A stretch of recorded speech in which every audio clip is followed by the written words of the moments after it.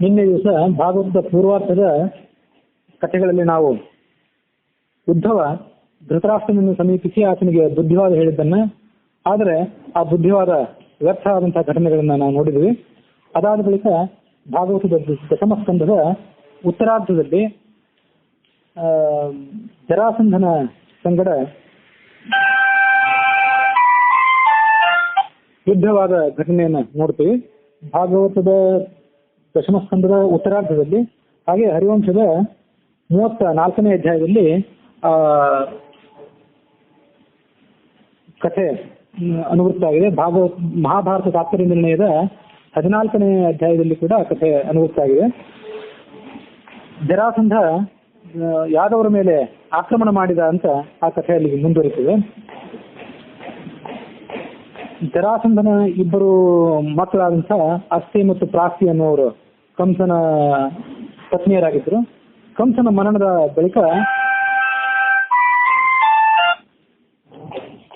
ಮರಣದ ಬಳಿಕ ಅವರಿಬ್ಬರು ಕೂಡ ಜರಾಸಂಧನ ಸಮೀಪಿಸಿ ಆತನಿಗೆ ತಮ್ಮ ಸಂಕಷ್ಟವನ್ನು ತೋಡ್ಕೊಂಡ್ರು. ಹೀಗೆ ಸಂಕಷ್ಟವನ್ನು ತೋಡ್ಕೊಂಡ ಮೇಲೆ ಆತ ಸಿಟ್ಟುಕೊಂಡು ಈ ಯಾದವರ ಮೇಲೆ ಆಕ್ರಮಣ ಮಾಡಬೇಕು ಅಂತ ಮಥುರಾ ಪಟ್ಟಣಕ್ಕೆ ಆಗಮಿಸಿದ ಅಂತ ಆ ಸಂಗತಿಯನ್ನ ನೋಡ್ತೇವೆ. ಇದೆಲ್ಲದಕ್ಕಿಂತ ಮೊದಲು ಆ ಜರಾಸಂಧ ಯಾರು, ಆತನ ಪೂರ್ವೇತಿಹಾಸ ಏನು, ಅದನ್ನೆಲ್ಲ ಸ್ವಲ್ಪ ಗಮನಿಸಬೇಕು. ಮಹಾಭಾರತದ ಹಿನ್ನೆಲೆಯಲ್ಲಿ ಜರಾಸಂಧ ವಿಪ್ರಚಿತ್ತಿ ಅನ್ನುವಂತಹ ರಾಕ್ಷಸನ ಅವತಾರ ಅಂತ ನಾವು ನಿನ್ನೆ ದಿವಸನೇ ಹಿಂದೆನೆ ನೋಡಿದ್ದೇವೆ. ಆ ವಿಪ್ರಚಿತ್ತಿ ಅನ್ನುವಂಥ ರಾಕ್ಷಸ ಜರಾಸಂಧಾಗಿ ಅವತರಿಸಿದ. ಅವನ ತಂದೆ ತಾಯಿಗಳು ಯಾರು, ಆ ಎಲ್ಲ ಕಥೆಯನ್ನು ನೋಡಬೇಕು. ವಿಪ್ರಚಿತ್ತಿ ಅನ್ನುವ ರಾಕ್ಷಸ ದೇವಾಸುರ ಸಂಗ್ರಾಮದಲ್ಲಿ ಮುಖ್ಯ ಪ್ರಾಣನಿಂದ ಹತ್ಯೆಗೊಳಗಾಗಿದ್ದ. ಆತ ಈ ದ್ವಾಪರ ಯುಗದಲ್ಲಿ ಮತ್ತೆ ಹುಟ್ಟಿದ. ಅವನ ತಂದೆ ಯಾರು ಅಂದ್ರೆ ಮಗಧ ರಾಜನಾದಂತಹ ಬೃಹದ್ರಥ. ಈಗಿನ ಬಿಹಾರ ಏನಿದೆ ಅದೇ ಮಗಧ ರಾಜ್ಯ. ಆ ಮಗಧ ರಾಜನಾದಂತಹ ಬೃಹದ್ರಥ ಆತನ ತಂದೆ. ಕಾಶಿ ರಾಜನ ಅವಳಿ ಹೆಣ್ಣು ಮಕ್ಕಳು ಇಬ್ಬರಿದ್ರು. ಅವರಿಬ್ರು ಕೂಡ ಈ ಜರಾಸಂಧನ ತಾಯಂದಿರು. ಅವರು ಬೃಹದ್ರಥನ ರಾಣಿಯರು. ಆದರೆ ಆ ಬೃಹದ್ರಥನಿಗೆ ಎಷ್ಟೋ ಕಾಲ ಅವರಿಬ್ಬರಲ್ಲೂ ಮಕ್ಕಳಾಗಲೇ ಇಲ್ಲ. ಮಕ್ಕಳಾಗದೇ ಇದ್ದಾಗ ಆತ ಒಮ್ಮೆ ಏನ್ ಮಾಡಿದಂದ್ರೆ, ತನ್ನ ರಾಜ್ಯಕ್ಕೆ ಆಗಮಿಸಿದಂಥ ಚಂಡಕೌಶಿಕ ಅನ್ನುವಂಥ ಮುನಿಯನ್ನ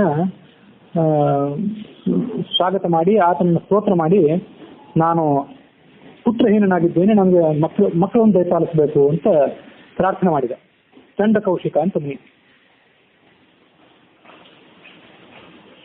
ಚಂಡಕೌಶಿಕ ಮುನಿಯನ್ನು ಹೀಗೆ ಪ್ರಾರ್ಥನೆ ಮಾಡಿದಾಗ ಆ ಮುನಿ ಒಮ್ಮೆ ಕ್ಷಣಕಾಲ ಕಣ್ಣು ಮುಚ್ಚಿ ಧ್ಯಾನಸ್ಥನಾದ. ಇವ್ರಿಗೆ ಯಾವ ಥರ ಸಂತಾನ ಉತ್ಪಾದನೆಗೆ ನಾನು ಸಹಾಯ ಮಾಡಬೇಕು ಅಂತ ಆಲೋಚನೆ ಮಾಡುತ್ತಿರುವಾಗ ಆತ ಧ್ಯಾನಸ್ಥನಾದ. ಆ ಧ್ಯಾನಸ್ಥನಾದಾಗ ಒಂದು ವೃಕ್ಷದ ಕೆಳಗೆ, ಮಾವಿನ ಗಿಡದ ಕೆಳಗೆ ಆತ ಧ್ಯಾನಸ್ಥನಾಗಿದ್ದಾಗ ಒಂದು ಮಾವಿನ ಹಣ್ಣು ಅವನ ಸಮೀಪಕ್ಕೆ ಬಂದು ಬಿತ್ತು. ಆ ಮಾವಿನ ಹಣ್ಣು ಬಿದ್ದಿದ್ದು ದೈವ ಪ್ರಯೋಗವಾಗಿ ಬಿದ್ದಿತ್ತು. ಮಹಾಭಾರತದಲ್ಲಿರುವಂತೆ ಅವಾತಂ ಅಂತ ಮಹಾಭಾರತದಲ್ಲಿ ಶ್ಲೋಕ ಇದೆ. ಅಂದ್ರೆ ಗಾಳಿ ಏನು ಬಂದಿರಲಿಲ್ಲ, ಅಲ್ಲಿ ಗಾಳಿಯ ಹೊಡೆತಕ್ಕೊಳಗಾಗಿ ಹಣ್ಣು ಬಿದ್ದಿರಲಿಲ್ಲ. ಮತ್ತೆ ಯಾವ್ದಾದ್ರು ಗಿಳಿಯ ಮೊದಲಾದಂತಹ ಅಶುಕ ಸಂದಷ್ಟಂ ಅಂತ ಇನ್ನೊಂದು ಶಬ್ದ, ಗಿಳಿ ಮೊದಲಾದಂತ ಯಾವ ಪಕ್ಷಿಯೂ ಅದನ್ನು ಬೀಳಿಸಿರ್ಲಿಲ್ಲ. ಆದ್ರೆ ಹಣ್ಣು ತಾನಾಗಿ ಬಿತ್ತು. ಆ ಬಿದ್ದಂತ ಹಣ್ಣನ್ನ ಆ ಮುನಿ ಸ್ವೀಕಾರ ಮಾಡಿ ಅದರಲ್ಲಿ ತನ್ನ ಶಕ್ತಿಯನ್ನ ತುಂಬಿ ಆ ಬೃಹದ್ರಥ ರಾಜನಿಗೆ ಒಪ್ಪಿಸಿದ. ಇದನ್ನ ತೆಗೆದುಕೊಂಡು ಹೋಗಿ ನಿನ್ನ ಪತ್ನಿಯರಿಗೆ ಕೊಡು, ಪತ್ನಿಯರು ಇದನ್ನು ತಿಂದು ಮಕ್ಕಳನ್ನ ಹಿಡಿತಾರೆ ಅಂತ ಕೊಟ್ಟ. ಇಬ್ರು ಪತ್ನಿಯರು ಅಷ್ಟೇ ಪ್ರೀತಿ ಪಾತ್ರರಾಗಿದ್ರು ಅವನಿಗೆ. ಆದ್ರಿಂದ ಆ ಹಣ್ಣನ್ನು ಅವರಿಬ್ಬರಿಗೂ ತಗೊಂಡೋಗಿ ಕೊಟ್ಟಾಗ ಅವರಿಬ್ರು ಕೂಡ ಒಳ್ಳೆ ಸ್ನೇಹ ಇದ್ದವರು, ಪ್ರೀತಿ ವಿಶ್ವಾಸ ಇದ್ದವರಾದ್ರಿಂದ ಪರಸ್ಪರ ಅದನ್ನ ಇಬ್ಬಾಗವಾಗಿ ಕೊಯ್ದು ಹಣ್ಣನ್ನು ತಿಂದರು. ಯಾರೊಬ್ರು ಅಸೂಯೆಯಿಂದ ಹೆಚ್ಚು ತಿಂದು ಕಡಿಮೆ ತಿಂದು ಹಿಂಗೆಲ್ಲ ಆಗಲಿಲ್ಲ. ಮಹಾಭಾರತದಲ್ಲಿ ರಾಮಾಯಣದಲ್ಲಿ ನೋಡುವಂತೆ ದಶರಥನಿಗೆ ಆ 4 ಜನ ಮಕ್ಕಳಾಗುವಾಗ ಒಂದು ಪಾಯಸದ ಪಾತ್ರ ಹೊರಗೆ ಬಂತು. ಅದನ್ನ ಅರ್ಧ ಭಾಗ ಮಾಡಿ ಕೌಶಲ್ಯ ಕೊಟ್ಟ, ಉಳಿದ ಅರ್ಧವನ್ನು ಮತ್ತೆ ಅರ್ಧ ಮಾಡಿದ ಅಂತ ಇದೆಲ್ಲ ಕಥೆ ಬರುತ್ತೆ. ಇಲ್ಲಿ ಆಗಲ್ಲ. ಆ ಹಣ್ಣನ್ನ ಅವರಿಗೆ ತಗೊಂಡೋಗಿ ಕೊಟ್ಟ, ಅವರಿಬ್ರು ಅರ್ಧ ಮಾಡ್ಕೊಂಡ್ರು, ತಿಂದುಬಿಟ್ರು. ತಿಂದು ಗರ್ಭಿಣಿಯರಾದ್ರು. ಆದರೆ ಅದು ಪರಿಣಾಮ ಮಾತ್ರ ಬಹಳ ಭಯಂಕರವಾಗಿತ್ತು. ಹೆತ್ತಾಗ ಆ ಹೆತ್ತ ಮಗುವನ್ನು ನೋಡಿ ಇಬ್ರು ನೊರಗಿ ಹೋದ್ರು ಭಯದಿಂದ. ಯಾಕೆಂದ್ರೆ ಅರ್ಧ ಮಗುವನ್ನೇ ಹೆಚ್ಚಿದ್ರು. ಆ ಮಕ್ಕಳಿಗೆ ಒಂದು ಕೈ, ಒಂದು ಕಾಲು, ಒಂದು ಕಣ್ಣು, ಒಂದು ಕಿವಿ ಹೀಗೆ ಇತ್ತು. ಸರಿಯಾಗಿ ಅರ್ಧ ಭಾಗ ಆಗಿತ್ತು. ಅದು ನೋಡಿ ಅವ್ರಿಗೆ ಏನೋ ರಾಕ್ಷಸ ಹುಟ್ಟಿರ್ಬೇಕು ಅಂತ ಹೆದರಿ ತಮ್ಮ ದಾದಿಯರ ಮೂಲಕ, ತಮ್ಮ ಸಖಿಯರ ಮೂಲಕ ಅದನ್ನ ಬಿಸಾಕಿಬಿಡಿ ಎಲ್ಲಾದ್ರು ಅಂತ ಕೊಟ್ಟರು. ಬಿಸಾಕಿಬಿಡಿ ಅಂತ ಕೊಟ್ಟಾಗ ಗ್ರಾಮ ದೇವತೆ ಆದಂತಹ ಜರ ಅನ್ನುವ ಒಬ್ಬಾಕೆ ಅಲ್ಲಿ ಬಂದ್ಲು. ಅಲ್ಲಿ ಬಂದು ಆ ಮಗುವನ್ನು ತಿನ್ನಬೇಕು ಅಂತ ಹೋದ್ಲು. ತಿನ್ನೋದು ಅಂತ ಹತ್ಯೆ ಮಾಡೋದು ಅವಳ ಸ್ವಭಾವ. ಆ ಜರ ಅನ್ನುವಂಥ ರಾಕ್ಷಸಿ, ಅವಳು ಗ್ರಾಮ ದೇವತೆನೂ ಹೌದು. ಆದ್ರೆ ಆ ಮಗುವನ್ನು ನೋಡಿ ಅವಳು ತಿನ್ಬೇಕು ಅಂತ ಬಯಸಲಿಲ್ಲ. ಏನೋ ದೈವ ಪ್ರೇರಿತರಾಗಿ ಇದನ್ನು ತಿನ್ನಬಾರ್ದು, ಇದನ್ನ ಹತ್ಯೆನೂ ಮಾಡಬಾರ್ದು ಅಂತ ಆಲೋಚನೆ ಮಾಡಿದ್ವಿ. ಆಲೋಚನೆ ಮಾಡಿ ಅದನ್ನು ಜೋಡಿಸಿದಾಗ ಆ ಮಗು ಕೂಡಿಕೊಂಡಾಗ ಜರ ಅನ್ನುವ ರಾಕ್ಷಸಿಯಿಂದ ಸಂಧಿತವಾದದ್ರಿಂದ, ಜೋಡಿಸಲ್ಪಟ್ಟಿದ್ದರಿಂದ ಅವನಿಗೆ ಜರಾಸಂಧ ಅಂತ ಹೆಸರು ಬಂತು. ಬಹಳ ಬಲಿಷ್ಠವಾದಂಥ ಮಗು. ಆ ರಾಕ್ಷಸಿಗೆ ಅದನ್ನು ಹೊರೋದಾಗ್ಲಿಲ್ಲ. ರಾಕ್ಷಸನ ಮಹಾ ಬಲಿಷ್ಠಳೇ ಆಗಿರ್ತಾಳೆ, ಆದ್ರೆ ಅವಳಿಗೆ ಅದನ್ನು ಹೊರೋದಾಗ್ಲಿಲ್ಲ. ಆದ್ರೂ ಕಷ್ಟಪಟ್ಟು ಅದನ್ನು ಹೊತ್ತಲು. ಅದು ಮಗು ಜೋರಾಗಿ ಅಳ್ಳಿ ಪ್ರಾರಂಭ ಮಾಡ್ತಾರೆ. ಗುಡುಗಿನಂತೆ ಅದರ ಶಬ್ದ ಇತ್ತು ಆ ಮಗುವಿಂದು ಅಂತ ಮಹಾಭಾರತದಲ್ಲಿ ವರ್ಣನೆ ಇದೆ. ಅದು ಅಳ್ಳಿ ಪ್ರಾರಂಭ ಮಾಡಿತ್ತು. ಅದನ್ನು ತಗೊಂಡು ಹೋಗಿ ಆಕೆ ಆ ರಾಜನ ಸಮೀಪಕ್ಕೆ ತಂದು ಅದನ್ನು ಒಪ್ಪಿಸಿದ್ಲು. ಈ ಮಗುವನ್ನು ತಗೋ, ಇದು ನಿಂದೆ ಮಗು ಅಂತ. ಆ ಜರಾಸಂಧ ಆ ಮಗುವನ್ನೇನೋ ಸ್ವೀಕಾರ ಮಾಡಿದ. ಆಮೇಲೆ ಕೇಳಿದೆ, ನೀನ್ ಯಾರು ಅಂತ ಕೇಳಿದೆ. ಅವಳು ಯಾರು ಅಂತ ಅವನಿಗೆ ಗೊತ್ತಿರಲಿಲ್ಲ. ಅವನ ರಾಜ್ಯದಲ್ಲೇ ಅವಳು ಇರೋಳಾದ್ರೂ ಅವಳು ಯಾರು ಅಂತ ಅವನಿಗೆ ಗೊತ್ತಿರಲಿಲ್ಲ. ಹಾಗಾಗಿ ನೀನು ಯಾರು ಅಂತ ಕೇಳಿದೆ. ನಾನು ನಿನ್ನ ರಾಜ್ಯದಲ್ಲೇ ಇರುವವಳು, ನನ್ನ ಕಥೆ ನೀನು ಕೇಳು ಅಂತ ಅವಳು ಎಲ್ಲಾನು ಹೇಳಿದ್ಲು. ಅವಳೇನಂದ್ರೆ ಗ್ರಾಮ ದೇವತೆ ಅಂತ ಮಹಾಭಾರತದ ಸಭಾಪರ್ವದ 17-18ನೇ ಅಧ್ಯಾಯದಲ್ಲಿ ಅದರ ವರ್ಣನೆ ಇದೆ. ಗಿರಿವ್ರಜ ಅಂತ ಅದರ ರಾಜಧಾನಿ, ಆ ಮಗಧ ರಾಜ್ಯದ ರಾಜಧಾನಿ. ಅನೇಕ ಕಡೆ ಅವರ ದೇವಾಲಯಗಳಿತ್ತು ಆ ನಗರದಲ್ಲಿ. ಆಮೇಲೆ ಪ್ರತಿಯೊಂದು ಮನೆಯಲ್ಲಿ ಕೂಡ ಗೋಡೆ ಮೇಲೆ ಆ ಜರ ಅನ್ನುವ ದೇವತೆಯ ಅಥವಾ ರಾಕ್ಷಸಿಯ ಗ್ರಾಮ ದೇವತೆ ಚಿತ್ರ ಬರೆದಿರ್ತಿದ್ರು. ಚಿತ್ರ ಹೇಗೆಂದ್ರೆ ಮಕ್ಕಳ ಜೊತೆಗೆ ಕೂಡಿದಂತಹ ರಾಕ್ಷಸಿಯ ಚಿತ್ರ ಅಂತ. ಪ್ರತಿಯೊಂದು ಮನೆಗೂ ಆಕೆ ಸಮೃದ್ಧಿಯನ್ನು ಕೊಡ್ತಾಳೆ ಮತ್ತು ಮಕ್ಕಳನ್ನು ಕೊಡುವಂಥವಳು, ಸುಖ ಸಮೃದ್ಧಿಯನ್ನು ಕೊಡುವಂಥವಳು ಅಂತ ಆ ಜನರ ನಂಬಿಕೆಯಾಗಿತ್ತು. ಯಾರು ಪೂಜೆ ಮಾಡ್ತಿದ್ರು ಅವ್ರು ಒಳ್ಳೆಯದೇ ಆಗ್ತಿತ್ತು, ಪೂಜೆ ಮಾಡದೇ ಇದ್ದವ್ರಿಗೆ ಕೆಟ್ಟದ್ದು ಕೂಡ ಆಗ್ತಿತ್ತು. ಹೀಗೆ ಜರ ಅನ್ನುವಂಥ ಒಬ್ಬ ರಾಕ್ಷಸಿ ಅವಳು. ಬೃಹದರ್ಶನ ಮನೆಯಲ್ಲೂ ಅದು ಪೂಜೆ ಆಗ್ತಿತ್ತು. ಅದೇ ಅದೇನಂದ್ರೆ ರಾಕ್ಷಸಿ ಅಂತ ಹೇಳ್ತಾರೆ. ಅದನ್ನ ಹೀಗೆ ಅರ್ಥ ಮಾಡ್ಕೋಬೇಕು. ಗ್ರಾಮವನ್ನು ರಕ್ಷಣೆ ಮಾಡ್ತಿದ್ಲು. ಅದನ್ನ ಈ ತರ ಅರ್ಥ ಮಾಡ್ಕೋಬೇಕು ಅಂತ ನನ್ನ ಭಾವನೆ. ಏನಂದ್ರೆ ಈಗ ಈ ಕರೆಮ್ಮ ಮೊದಲಾದ ದೇವತೆಗಳು ಇರ್ತಾರಲ್ಲ ಈ ಭಾಗದಲ್ಲಿ, ಇವ್ರನ್ನೆಲ್ಲ ನಾವು ದೇವತೆಗಳು ಅಂತ ಅನ್ಬೇಕು ಅಥವಾ ದುಷ್ಟ ಶಕ್ತಿಗಳು ಅಂತ ಅನ್ಬೇಕು, ಅದ್ರ ಬಗ್ಗೆ ಸ್ವಲ್ಪ ನಾವು ಆಲೋಚನೆ ಮಾಡಬೇಕು. ಆ ಥರ ಇವರು ಈಗ ಇಂದ್ರಾದಿ ದೇವತೆಗಳು, ಗಣಪತಿ ಮೊದಲಾದ ದೇವತೆಗಳು, ವಿಷ್ಣು, ಲಕ್ಷ್ಮಿ ಮೊದಲಾದ ದೇವತೆಗಳು, ಅವ್ರ ಸ್ವಭಾವ ಹೆಂಗಂದ್ರೆ ನೀವು ಅವರನ್ನ ಪೂಜೆ ಮಾಡಿದರೆ ನಿಮ್ಗೆ ಒಳ್ಳೆ ಫಲ, ಪೂಜೆ ಮಾಡದೇ ಇದ್ರೆ ಅಂತ ಕೆಟ್ಟ ಫಲ ಏನಿಲ್ಲ. ವಿಷ್ಣು ಆಗಲಿ, ಲಕ್ಷ್ಮಿ ಆಗಲಿ, ಗಣಪತಿ ಆಗಲಿ, ನೀವು ನಮ್ಮನ್ನು ಪೂಜೆ ಮಾಡಲಿಲ್ಲ ಅಂತ ನಿಮ್ಗೆ ಶಾಪ ಕೊಟ್ಟು ನೀವು ಹಾಳಾಗಿ ಹೋಗ್ರಿ ಅನ್ನೋದೆಲ್ಲೂ ಉದಾಹರಣೆ ಇಲ್ಲ. ಅದು ಮಾಡಬೇಕಾದ್ರೆ ನಮ್ಮ ಕರ್ತವ್ಯ ಅಷ್ಟೇ. ಪಂಚಯಜ್ಞಗಳನ್ನು ಮಾಡಬೇಕಾದ್ರೆ ನಮ್ಮ ಕರ್ತವ್ಯ. ಇದು ಸಾಮಾನ್ಯವಾದ ಒಂದು ಗ್ರಹಿಕೆ.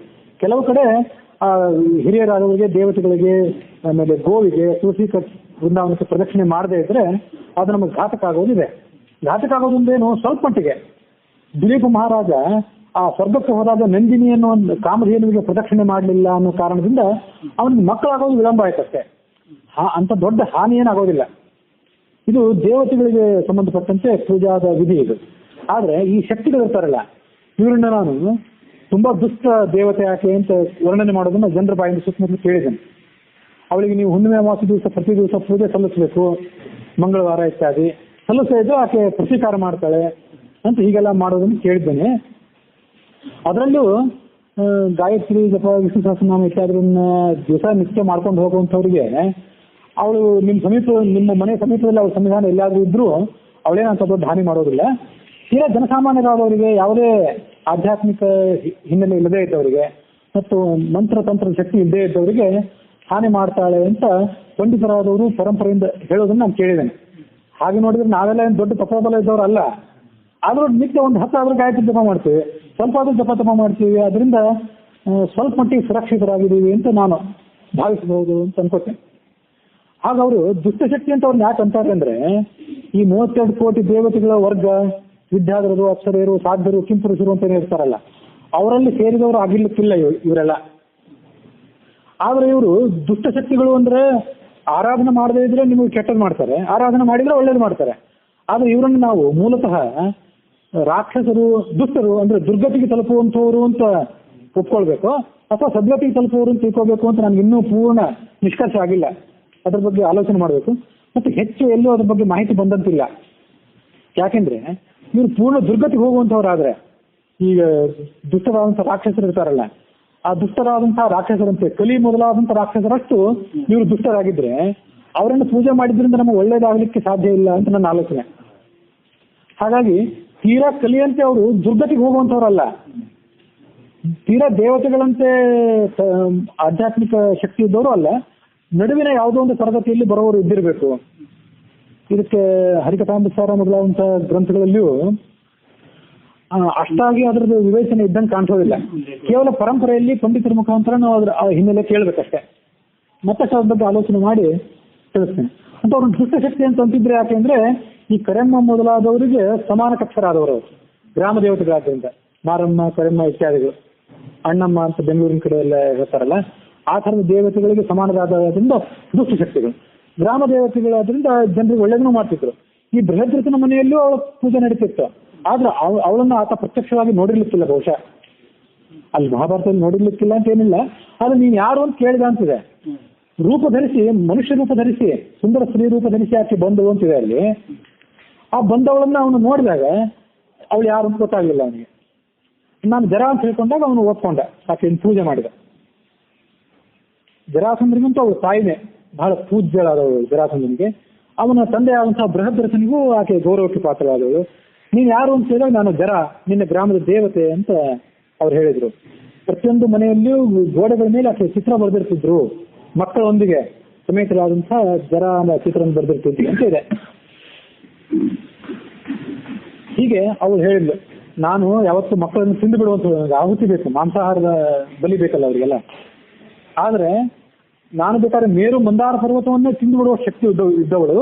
ಈ ಮಗುವನ್ನು ನೋಡಿ ಏನೋ ತಿನ್ನಬಾರ್ದು ಅಂತ ಅನಿಸ್ತು ನನಗೆ, ಹಾಗಾಗಿ ನಿನಗೆ ತಂದು ಕೊಟ್ಟಿದ್ದೀನಿ, ಮಗು ಬಹಳ ಬಲಿಷ್ಠನಾಗ್ತಾನೆ, ಇಟ್ಕೊಂಡಿರುವಂತ ಕೊಟ್ಟವಳು ಹೋಗಿಬಿಟ್ಲು. ಅಂತರ್ಧಾನಳಾದ್ಲು ಅಂತ ಆ ಮಹಾಭಾರತದ ಸಭಾಪರ್ವದಲ್ಲಿ, ಅಂದ್ರೆ ಈ ವಿಧಿಷ್ಠಿರ ರಾಜಸೂಯ ಯಾಗ ಮಾಡುವುದಕ್ಕಿಂತ ಮೊದಲಿನ ವರ್ಣನೆ ಅದೆಲ್ಲ ನಾವು ಅಲ್ಲಿ ನೋಡುವಂತ ವರ್ಣನೆ. ಹೀಗೆ ಆ ಜರಾಸಂಧ ಅಂತ ಅವನ ಕಥೆ.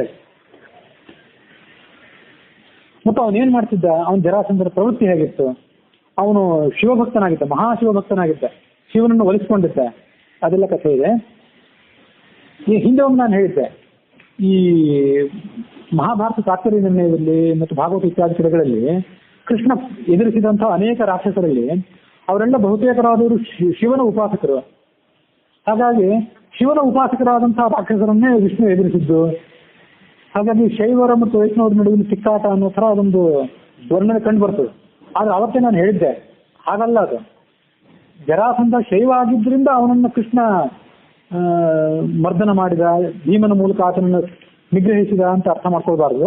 ಜರಾಸಂಧ, ರಾವಣ ಇವರೆಲ್ಲರೂ, ಜರಾಸಂಧ, ರಾವಣ, ಬಾಣ ಇವರೆಲ್ಲರೂ ಶಿವನ ಮಹಾ ಉಪಾಸಕರಾಗಿದ್ರು. ರಾವಣ ಅಂತೂ ತನ್ನ ಶರೀರದ ನರನಾಡಿಗಳನ್ನು ಕಿತ್ತು ಅದರಿಂದ ವೀಣೆ ಮಾಡಿದ್ದ, ಶತತಂತಿ ವೀಣಾ ಅಂತ. ಅದನ್ನ ಮಾಡಿ ಅವನು ಬಾರಿಸಿದ. ಅದು ಆಧುನಿಕ ಕಾಲದಲ್ಲಿ ಸಂತೂರು ವಾದ್ಯ ಆಯ್ತು ಅಂತ ಎಲ್ಲೋ ಓದಿದಂತೆ. ರಾಮಾಯಣದ ಉಲ್ಲೇಖ ಅಲ್ಲ ಇವೆಲ್ಲ. ನರನಾಡಿಗಳನ್ನು ಕಿತ್ತು ಆತ ವೀಣೆಯನ್ನು ಮಾಡಿ ರುದ್ರನನ್ನ ಆರಾಧನೆ ಮಾಡಿದ. ಅದು ನೂರಾರು ವೀಣೆಗಳನ್ನು ಶತತಂತಿ ಇದ್ದಿದ್ದು ಸಂತೂರು ಆಯಿತು ಅಂತ ಇಲ್ಲ, ಸಂಗೀತದ ಮಾಹಿತಿ ಅಷ್ಟೇ. ಹೀಗೆ ಅವರೆಲ್ಲ ಶಿವಭಕ್ತರು. ರಾವಣ ಶಿವಭಕ್ತ, ಬಾಣ ಶಿವಭಕ್ತ, ಜರಾಸಂಧ ಶಿವಭಕ್ತ, ಇವರೆಲ್ಲರೂ ಶಿವಭಕ್ತರು. ಶಿವಭಕ್ತರಿಗೆ ಅವನು ಗುರುವಾಗಿದ್ದ. ಆ ಶಿವಭಕ್ತರನ್ನೆಲ್ಲ ಕೃಷ್ಣ ನಿಗ್ರಹ ಮಾಡಿದ ಅಂತ ನಾವು ಶಾಸ್ತ್ರೀಯ ನಿರ್ಣಯದಲ್ಲಿ ಭಾಗವತದಲ್ಲಿ ನೋಡುವಂತ ಕಾಣಿಸ್ತದೆ. ಆದ್ರೆ ಅದೆಲ್ಲಕ್ಕಿಂತ ಹೆಚ್ಚಾಗಿ ಅವರು ದುಷ್ಟರಾಗಿದ್ದರು. ಅವತ್ತು ಹೇಳಿದ್ದ ಅದನ್ನು ಒಂದ್ಸರಿ, ಶಿವಭಕ್ತರು ಅನ್ನೋ ಕಾರಣದಿಂದ ಕೃಷ್ಣ ಅವರನ್ನ ನಿಗ್ರಹ ಮಾಡಿದ್ದಲ್ಲ. ಶಿವಭಕ್ತರಾಗಿದ್ದು ಅವ್ರು ಸಜ್ಜನರಾಗಿದ್ರೆ ಅವ್ರನ್ನೇನು ಮಾಡ್ಬೇಕಾದಿಲ್ಲ. ಸಜ್ಜನರಾಗಿದ್ದು ಅವ್ರು ಶಿವಭಕ್ತರಾದ್ರೇನು, ವಿಷ್ಣು ಭಕ್ತರಾದ್ರೇನು, ಎಲ್ಲರಿಗೂ ಮಾಡಿ ನಮಸ್ಕಾರ ತಲುಪೋದು ಒಬ್ಬ ದೇವರಿಗೆ. ಇದು ನನ್ನ ವಿಶೇಷಣೆ. ಸರ್ವದೇವ ನಮಸ್ಕಾರ ಕೇಶವಂ ಪ್ರತಿಗಚ್ಚತೆ. ಆದ್ರೆ ಅವ್ರು ದುಷ್ಟರಾಗಿದ್ರು. ರಾವಣ ಯಾವ ತರ ದುಷ್ಟ ಆಗಿದ್ದ ಅಂತ ಅವತ್ತು ನಾನು ಹೇಳಿದ್ದೆ. ಬಾಣನೂ ದುಷ್ಟನಾಗಿದ್ದ, ಜರಾಸಂಧನೂ ದುಷ್ಟ ಆಗಿದ್ದ. ಯಾಕೆಂದ್ರೆ ಭೈರವಿ ಉಪಾಸನೆ ಮಾಡ್ತಿದ್ದ. ಭೈರವಿ ಉಪಾಸನೆ ಮಾಡಿ ಪುರುಷ ಮೇನ ಮಾಡ್ತಿದ್ದ. ಇದು ತಪ್ಪು. ನೂರಾರು ಜನ ರಾಕ್ಷಸರನ್ನ, ರಾಜಕುಮಾರರನ್ನ, 86,000 ಜನ ರಾಜಕುಮಾರರನ್ನ ಹಿಡಿದು ತಂದಿಟ್ಕೊಂಡಿದ್ದ. ಅವರನ್ನೆಲ್ಲ ಭೈರವನಿಗೆ ಬಲಿ ಕೊಡಬೇಕು, ಶಿವನಿಗೆ ಬಲಿ ಕೊಡಬೇಕು ಅಂತ. ಭೈರವ ಅಂದ್ರೆ ಶಿವನ ಒಂದು ರೂಪ, ಬಲಿ ಕೊಡಬೇಕು ಅಂತ ಅವನು ಕಾಯ್ತಿದ್ದ. ಇದು ಅವನ ದುಷ್ಟ ಆಲೋಚನೆ. ಹಾಗೆ ನೋಡಿದ್ರೆ ಅವನು ಒಳ್ಳೆ ಆಡಳಿತ ಮಾಡ್ತಿದ್ದ. ಅವನು ರಾಜ್ಯದಿಂದ ಸುಖ ಸಮೃದ್ಧಿ ಇತ್ತು ಅಂತಿದೆ. ಅವನೇ ಪ್ರಜಾ ಪೀಡಿತ ಏನಾಗಿರ್ಲಿಲ್ಲ. ಆಗ ಅವನಂತ ಕೆಲವು ದುರ್ಗುಣಗಳಿದ್ದು. ಈ ಎಲ್ಲಕ್ಕಿಂತ ಹೆಚ್ಚಾಗಿ ಅವನ ಹಿನ್ನೆಲೆ, ಅವನು ವಿಪ್ರಸಿದ್ಧಿಯಾಗಿದ್ದ. ರಾಕ್ಷಸ ಆಗಿದ್ದಾದ್ರಿಂದ ಅವನ ಸ್ವರೂಪ ಕೆಟ್ಟದಿತ್ತಾದ್ರಿಂದ ಅವನನ್ನು ಕೃಷ್ಣ ನಿಗ್ರಹ ಮಾಡಬೇಕಾಯ್ತು. ಶಿವಭಕ್ತ ಅನ್ನೋ ಕಾರಣಕ್ಕಾಗಲ್ಲ, ಕೇವಲ ಶಿವಭಕ್ತರಾದವರು ಸಜ್ಜನರಾದವರನ್ನ ಯಾರೂ ಕೂಡ ನಿಗ್ರಹ ಮಾಡಿದ ಉದಾಹರಣೆ ಎಲ್ಲೂ ಯಾವ ಪುರಾಣದಲ್ಲೂ ಇಲ್ಲ. ಅದನ್ನ ನಾವು ಗಮನಿಸಬೇಕು. ಹೀಗೆ 86,000 ಜನ ರಾಜಕುಮಾರರನ್ನು ಸೆರೆಯಲ್ಲಿಟ್ಟಿದ್ನಲ್ಲ, ಅವ್ರು ಏನ್ ಮಾಡಿದ್ರು ಅಂದ್ರೆ ಮುಂದೆ ಕೃಷ್ಣನ್ಗೆ ರಹಸ್ಯವಾಗಿ ಸಂದೇಶ ಕಳಿಸಿದ್ರು. ನಮ್ಮನ್ನು ಕಾಪಾಡು, ಹೇಗಾದ್ರೂ ಬಲಿ ಕೊಟ್ಟು ಬಿಡ್ತಾನೆ, ನಮ್ಮ ಪ್ರಾಣ ಕಳ್ಕೊತೀವಿ, ಕಾಪಾಡು ಅಂತ ಅವ್ರು ಕೇಳ್ಕೊಂಡಿದ್ರು. ಆಗ ಕೃಷ್ಣ ಏನ್ ಮಾಡಿದ ಅಂದ್ರೆ 27 ದಿವಸಗಳ ಕಾಲ ಭೀಮನ ಕಡೆಯಿಂದ ಜರಾಸಂಧನ ಜೊತೆಗೆ ಯುದ್ಧ ಮಾಡಿಸಿ ಆ ಜರಾಸಂಧನನ್ನು ಸೋಲಿಸಿ ಆ ಬಳಿಕ ಅವರೆಲ್ಲರನ್ನು ಬಿಡುಗಡೆ ಮಾಡಿದ ಅನ್ನುವ ಕಥೆ ಅಲ್ಲಿ. ಇದು ನಾವು ಜರಾಸಂಧನ ಹಿನ್ನೆಲೆಯಲ್ಲಿ ಈ ರೀತಿ ಗಮನಿಸಬೇಕು. 23 ಅಕ್ಷೋಹಿಣಿ ದೊಡ್ಡ ಸೈನ್ಯ ಇತ್ತು. ಒಂದು ಈ ಕಂಸಂದು 20 ಅಕ್ಷೋಹಿಣಿ ಇತ್ತು, ಜರಾಸಂಧಂದು 23 ಅಕ್ಷೋಹಿಣಿ ಇತ್ತು. 18 ಬಾರಿ ಅವನು ಕೃಷ್ಣನ ಮೇಲೆ ದಂಡೆತ್ತಿ ಬಂದಿದ್ದ, ಎಲ್ಲ ಸರಿ ವಿಫಲನಾಗಿದ್ದ. ತನ್ನ ಸಂಪೂರ್ಣ ಸೈನ್ಯವನ್ನೆಲ್ಲ ಕಳ್ಕೊಳ್ಳೋದು, ಮತ್ತೆ ಸೈನ್ಯವನ್ನು ಒಟ್ಟುಗೂಡಿಸೋದು, ತಗೊಂಡು ಬರೋದು, ಹೀಗೆ ಮಾಡಿ 23 ಅಕ್ಷೋಹಿಣಿ ಸೈನ್ಯವನ್ನೆಲ್ಲ ಆತ ಕಳ್ಕೊಂಡಿದ್ದ. ಆದ್ರೆ ಅವನ ಹಾವಳಿಗೆ ಒಳಗಾಗಿ ಯಾದವರು ಬಹಳ ಕಷ್ಟ ನಷ್ಟ ಅನುಭವಿಸಿದ್ರು. ಕೃಷ್ಣ ಬಲರಾಮರಿಗೆ ಸ್ವತಃ ಏನಾಗಿದ್ದಿಲ್ಲ, ಇವ್ರು ಕೂದಲು ಕೊಂಕಿರ್ಲಿಲ್ಲ. ಆದ್ರೆ ಯಾದವರಿಗೆ ಬಹಳ ಕಷ್ಟ ಆಗಿತ್ತು ಅಂತ ಅದ್ರದ್ದು ಈ ಭಾಗವತದಲ್ಲಿ ಮತ್ತು ಹರಿವಂಶದಲ್ಲಿ ಅದ್ರ ಮುಂದೆ ವರ್ಣನೆ ಬರ್ಲಿಕ್ಕಿಲ್ಲ. ಹಾಗಾಗಿ ಈ ಜರಾಸಂಧನ ಹಾವಳಿ ಬೇಡ ಅಂತ ಹೇಳಿ ಪ್ರತಿ ಸರಿ ಯಾದವರೇ ಗೆಲ್ತಿದ್ರು ಅವ್ರು ದ್ವಾರಕಾ ನಗರದಲ್ಲಿ ಹೋಗಿ ವಸತಿ ಮಾಡ್ಕೊಂಡ್ರು ಅಂತ ಅದು ವರ್ಣನೆ ಮುಂದೆ ಬರೋದಿದೆ.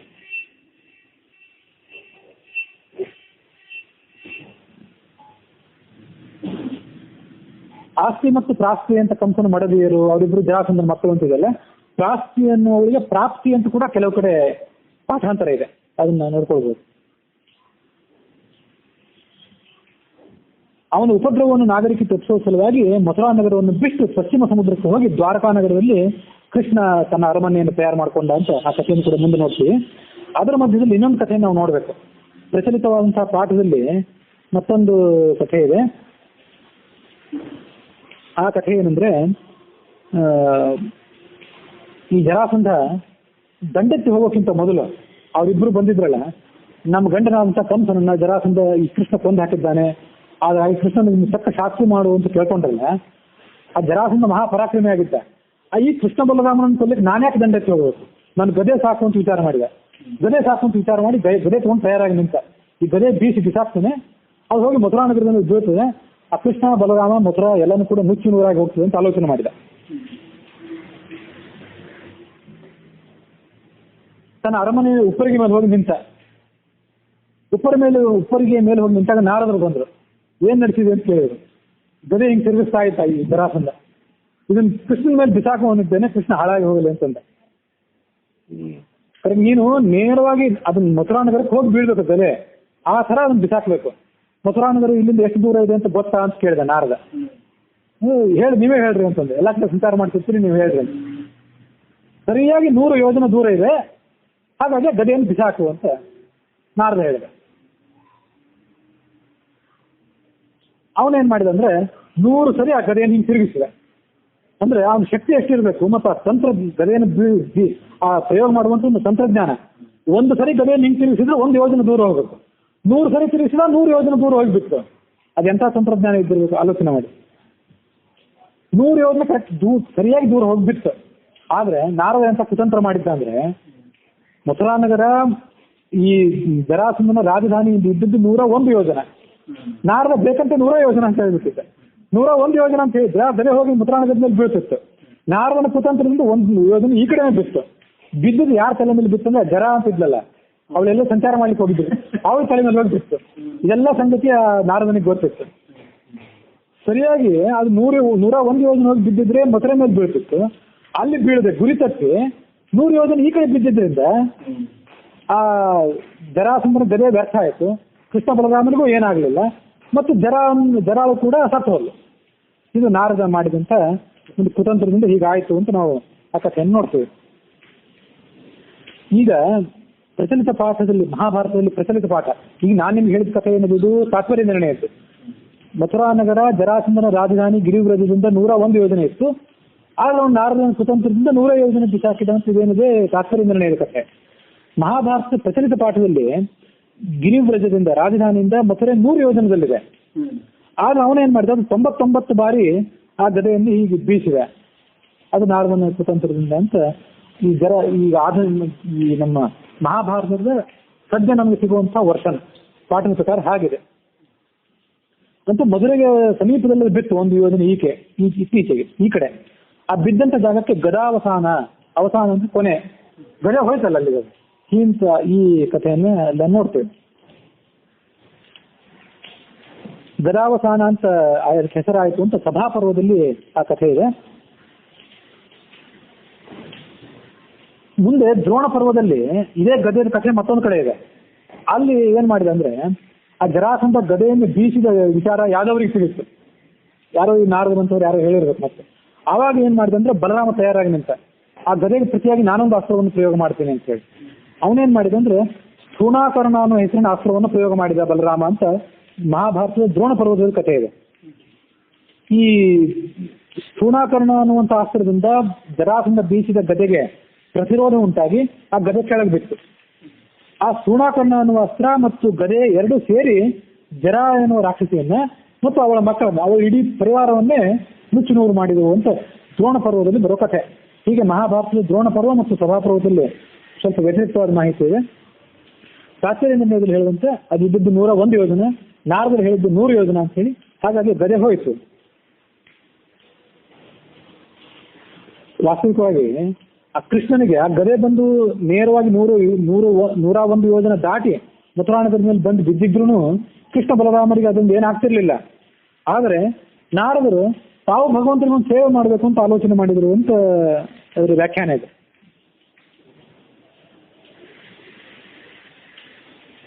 ಹೀಗೆ ಅದರ ಆ ವ್ಯಾಖ್ಯಾನದ ಪ್ರಕಾರ ನಾವು ಅರ್ಥ ಮಾಡ್ಕೊಳ್ಬೇಕು ಅಂತ ನಾರದರು ಭಗವಂತನಿಗೆ ಆ ಸೇವೆಯನ್ನು ಮಾಡಿದ್ರು. ಗದೇನೂ ಹೋಯ್ತು, ತಾಯಿಯು ಹೋದ್ಲು, ಜರಾನು ತಾಯಿಯು ಕೂಡ ಸತ್ತು ಹೋದ್ಲು. ಆ ಕಥೆಯನ್ನು ನಾವು ನೋಡ್ತೀವಿ. ಇದು ಆ ಜರಾಸಂಧನ ಹಿನ್ನೆಲೆ. ಇಂಥ ಜರಾಸಂಧ ಆ ಗದೆ ತಾನು ಪ್ರಯೋಗ ಮಾಡಿದ್ದು ವ್ಯರ್ಥವಾಯಿತು. ಗದೆ ಪ್ರಯೋಗ ಮಾಡಿದ್ರಿಂದ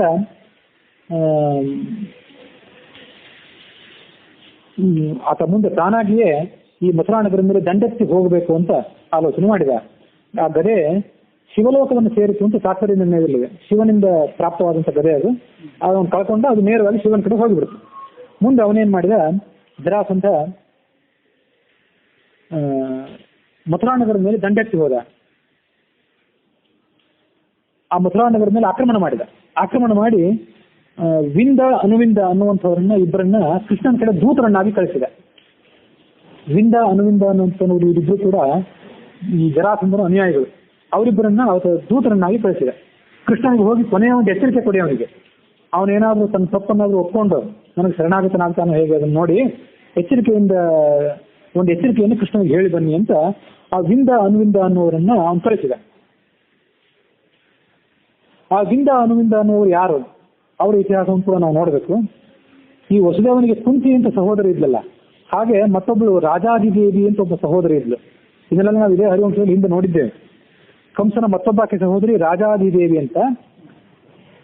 ಅವಳನ್ನ ಅವಂತಿ ದೇಶದ ರಾಜನಿಗೆ ಮದುವೆ ಮಾಡಿಕೊಟ್ಟಿದ್ರು. ಆ ರಾಜಾದಿದೇವಿಯ ಮಕ್ಕಳೇ ಈ ವಿಂದ ಮತ್ತು ಅನುವಿಂದರು ಅಂತ. ಕೃಷ್ಣನಿಗೆ ಅವರು ಪಂಚಪಾಂಡವರಂತೆ ಸೋದರಂತೆ ಮಕ್ಕಳಾಗಬೇಕು. ಆದ್ರೆ ಪಂಚಪಾಂಡವರು ಆತನ ಭಕ್ತರಾಗಿದ್ರು. ಈ ವಿಂದ ಅನುವಿಂದರು ಅವನ ದ್ವೇಷಿಗಳಾಗಿದ್ರು, ರಾಕ್ಷಸರಾಗಿದ್ರು. ಅವರಿಗೆ ಮಿತ್ರವಿಂದ ಅಂತ ಒಬ್ಬ ಸಹೋದರಿ ಇದ್ಲು, ತಂಗಿ. ಆ ಮಿತ್ರವಿಂದಾಳನ್ನು ತಗೊಂಡೋಗಿ ದುರ್ಯೋಧನ ಮದುವೆ ಮಾಡಿಕೊಡ್ಬೇಕು ಅಂತ ಅವ್ರ ಆಲೋಚನೆ ಇತ್ತು. ವಾಸ್ತವಿಕವಾಗಿ ಮಿತ್ರವಿಂದ ಕೃಷ್ಣನ ಷಣ್ಮಹಿಷಿಯರಲ್ಲಿ ಒಬ್ಬಳು. ಸ್ವಯಂವರ ಒಂದು ಏರ್ಪಾಡಾಯ್ತು. ಆ ಸ್ವಯಂವರದಲ್ಲಿ ಮಿತ್ರವಿಂದ ದುರ್ಯೋಧನನ್ನು ತಿರಸ್ಕಾರ ಮಾಡಿ ಕೃಷ್ಣನನ್ನು ಮದುವೆ ಆದ್ಲು. ಅದೆಲ್ಲ ಕಥೆ ಮತ್ತೊಮ್ಮೆ ಮುಂದೆ ಬರೋದಿಲ್ಲ. ಆಗ ಈ ವಿಂದ ಅನುವಿಂದ ಇವರಿಬ್ರು ಕೂಡ ದುರ್ಯೋಧನಾದಿಗಳು ಎಲ್ಲರೂ ಕೂಡ ಕೃಷ್ಣನ ಜೊತೆಗೆ ಯುದ್ಧ ಮಾಡಿದ್ರು, ಸೋತ್ ಹೋದರು. ಅವ್ರು ಕೊನೆ ತನಕ ಆ ದ್ವೇಷ ಉಳಿಸ್ಕೊಂಡಿದ್ರು.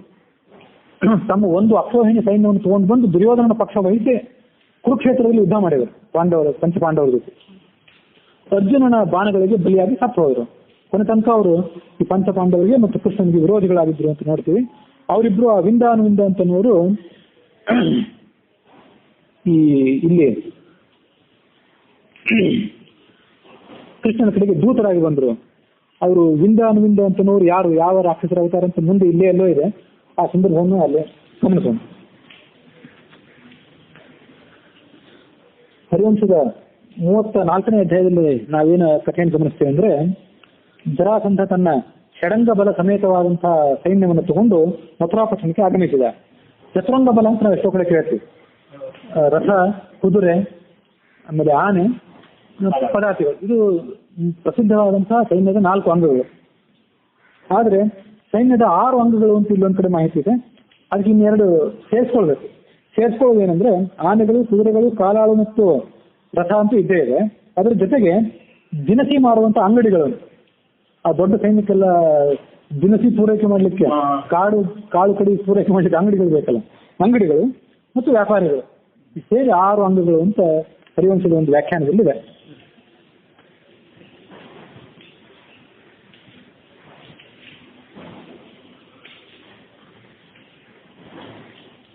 ಆ ಜರಾಸಂಧ ಮಥುರಾ ನಗರಕ್ಕೆ ಆಕ್ರಮಿಸಿ ಬಂದಾಗ ಅವನ ಜೊತೆ ಅನೇಕ ಜನ ರಾಜರು ಬಂದಿದ್ರು. ಅವ್ರು ಯಾರ್ಯಾರು ಬಂದಿದ್ರು ಅಂತ ಅನ್ನೋದ್ರು ಅವ್ರದ್ದೆಲ್ಲ ವಿವರಣೆ ತಾತ್ಪರ್ಯ ನಿರ್ಣಯದಲ್ಲಿ, ಭಾಗವತದಲ್ಲಿ ಮತ್ತು ಹರಿವಂಶದಲ್ಲಿದೆ. ಅದರಲ್ಲಿ ಕೆಲವರು ಸಜ್ಜನರಾಗಿದ್ರು, ಕೆಲವರು ದುರ್ಜನರಾಗಿದ್ರು. ಕೆಲವರು ಜರಾಸಂಧನ ಸ್ವಭಾವಕ್ಕೆ ಅನುಸಾರವಾಗಿ ದುರ್ಜನರಾಗಿದ್ದಾದ್ರಿಂದ ಅವರು ಸಂತೋಷದಿಂದಲೇ ಜರಾಸಂಧನನ್ನು ಅನುಸರಿಸಿ ಬಂದರು. ಇನ್ನು ಕೆಲವರು ಏನಂದ್ರೆ, ಸಜ್ಜನರಾಗಿದ್ರು ಕೂಡ ಜರಾಸಂಧನಿಗೆ ಭಯ ಪಡ್ತಿದ್ರು. ಅವರು ಜರಾಸಂಧನಿಗೆ ಈ ಸಂದರ್ಭದಲ್ಲಿ ನಾವು ನಮ್ಮ ಕೈ ಜೋಡಿಸದೇ ಇದ್ರೆ ನಾಳೆ ನಮ್ಮನ್ನು ಒಂದೊಂದು ಕೈ ನೋಡ್ಕೊಂಡು ಬಿಟ್ಟ ಗತಿ ಏನು, ನಮ್ಮನ್ನು ಕೊಂದು ಬಿಟ್ಟ ಗತಿ ಏನು ಅಂತ ಭಯ ಇತ್ತು ಅವರಿಗೆ.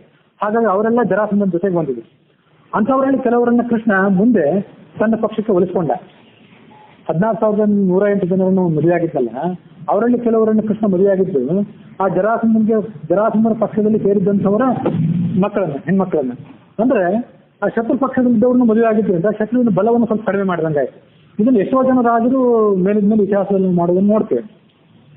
ಯಾರಿದ್ರು ಅಲ್ಲಿದ್ದವರು ಅಂದ್ರೆ, ಕರುಷ ದೇಶದ ಅಧಿಪತಿಯಾದಂತಹ ದಂತವಕ್ರ, ಚೇದಿರಾಜನಾದಂತಹ ಶಿಶುಪಾಲ, ಕಲಿಂಗ ದೇಶದ ಅಧಿಪತಿಯಾದಂತಹ ಸುತಾಯು, ಪೌಂಡ್ರಕ ವಾಸುದೇವ, ಸಾಂಪ್ರತಿಕ, ಕೇಶಿಕ, ಭೀಷ್ಮಕ.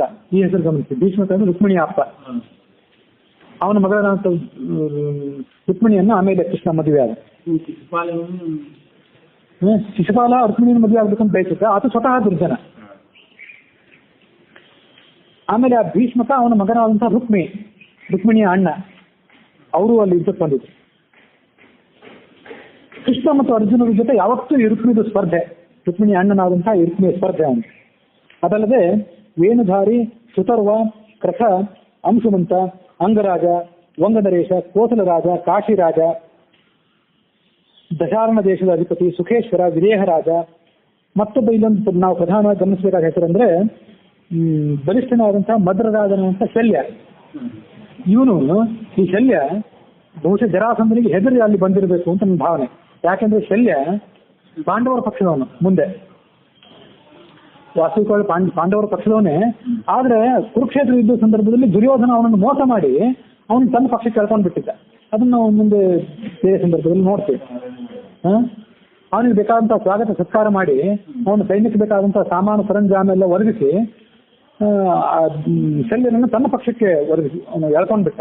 ವಾಸ್ತವಿಕವಾಗಿ ಶಲ್ಯ ಪಾಂಡವರ ಬೀಗನಾದ್ರಿಂದ ಈ ನಕುಲ ಸಹದೇವರ ತಾಯಿಯಾದಂತಹ ಈ ಮಾದ್ರಿಯ ಅಣ್ಣ ಅವನು ಅಂತ ನೆನಪು. ಅಣ್ಣ ತಂದೆ ಹೀಗೇನೋ ಸ್ವಲ್ಪ ಕೆಲವು ಸರಿ ತೊಂದರೆಕ್ಕಾಗೋಂಗಿತ್ತು. ಅಂತೂ ಪಾಂಡವರಿಗೆ ಬೀಗ ಆಗಬೇಕಾದವನು ಪಾಂಡವರಿಗೆ ಸಹಾಯ ಮಾಡ್ಕೊಂಡು ತನ್ನ ಸೈನ್ಯ ತಗೊಂಡ್ ಬರ್ತಿದ್ದ. ದುರ್ಯೋಧನ ಅವನನ್ನು ಮೋಸ ಮಾಡಿ ತನ್ನ ಕಡೆ ಎಳ್ಕೊಂಡ್ಬಿಟ್ಟ ಅಂತ ಕಥೆ ಇದೆ. ಅಂತೂ ಆತನು ಇಲ್ಲಿ ಜರಾಸಂಧನ ಪಕ್ಷ ವಹಿಸಿ ಯುದ್ಧ ಮಾಡ್ಲಿಕ್ಕೆ ಬಂದಿದ್ದ. ತ್ರಿಗರ್ತ ದೇಶದ ರಾಜನಾದಂತ ಸುಶರ್ಮ, ಶಾಲ್ವರಾಜ, ದರದ ರಾಜ, ಯವನಾಧಿಪತಿ ಅಂತ ಭಗದತ್ತ ಅಂದ್ರೆ ನರಕಾಸುರನ ಮಗ, ಸುವೀರರಾಜ ಶೈಬ್ಯ, ಬಲಿಷ್ಠರಾಜನಾದಂಥ ಪಾಂಡ್ಯ, ಗಾಂಧಾರ ರಾಜನಾದಂಥ ಸುಬಲ. ಇದೊಂದು ಹೆಸರು ಗಮನಿಸಬೇಕು. ಸುಬಲ ಅಂದ್ರೆ ಗಾಂಧಾರಿಯ ಅಪ್ಪ, ಅವನು ಅಲ್ಲಿ ಬಂದಿದ್ದಾನೆ. ಬಲಿಷ್ಠನಾದಂಥ ನಗ್ನಜಿತ್, ಈ ಹೆಸರು ಗಮನಿಸಬೇಕು. ನಗ್ನಜಿತ್ ಅಂದ್ರೆ ಕೃಷ್ಣನ ಮಾವ ಮುಂದೆ. ಅವನ ಮಗಳಾದಂತಹ ನಗ್ನಜಿತಿ ನೀಲಾ ಅನ್ನುವಳನ್ನ ಕೃಷ್ಣ ಅವನ ಸ್ವಯಂವರದಲ್ಲಿ ಭಾಗವಹಿಸಿ ಆ 7 ಕೊಬ್ಬಿದ ಗೂಳಿಗಳನ್ನು ಮಣಿಸಿ ಮದುವೆ ಆಗ್ತಾನೆ ಅಂತ ಮುಂದೆ ಬರೋದಿದೆ. ಹಾಗಾಗಿ ಬಲಿಷ್ಠನಾದಂಥ ನಗ್ನಜಿತ್ ಅಂದ್ರೆ ಆ ಮುಂದೆ ಕೃಷ್ಣನಿಗೆ ಮಾವ ಆಗ್ಬೇಕಾದ. ಶಕುನಿಯ ಅಪ್ಪ ಇರ್ಬೇಕು ಈ ಸುಬಲ. ಆದ್ರಿಂದಾಗಿ ಆ ಸುಬಲ ರಾಜನ ಮಗಳಾದಂತಹ ಗಾಂಧಾರಿಯನ್ನು ಸೌಬಲ ಅಂತ ಈ ತರ ವರ್ಣನೆ ಮಾಡೋದಿದೆ. ಹಾಗಾಗಿ ಅವನು ಶಕುನಿ ಮತ್ತು ಗಾಂಧಾರಿಗೆ ತಂದೆ ಆದಂತಹ ಸುಬಲ ರಾಜ ಇದ್ದಿರ್ಬೇಕು ಇಲ್ಲಿ ಬಂದವನು. ಹೌದಲ್ಲ, ಹೌದು. ಕಾಶ್ಮೀರದ ರಾಜನಾದಂಥ ಗೋನರ್ಧ, ದರದ ದೇಶದ ಅಧಿಪತಿ, ಧೃತರಾಷ್ಟ್ರನ ಮಕ್ಕಳಂತ ದುರ್ಯೋಧನಾದಿಗಳು ಬಂದ್ಬಿಟ್ಟಿದ್ರು. ಆಗಲೇ ಅವರೆಲ್ಲ ದುರ್ಯೋಧನಾದಿಗಳು ಜರಾಸಂಧನಿಗೆ ಅನುಯಾಯಿಗಳಾಗಿದ್ರು. ಹೀಗೆ ಅನೇಕ ಜನ ರಾಜರು ಕೃಷ್ಣನ ಮೇಲೆ ದ್ವೇಷದಿಂದ, ಮತ್ತೆ ಕೆಲವರು ಜರಾಸಂಧನ ಹೆದರಿಕೆಯಿಂದ ಅಲ್ಲಿ ಬಂದಿದ್ರು ಅಂತ ನಾವು ಅದನ್ನ ನೋಡ್ಬೇಕು.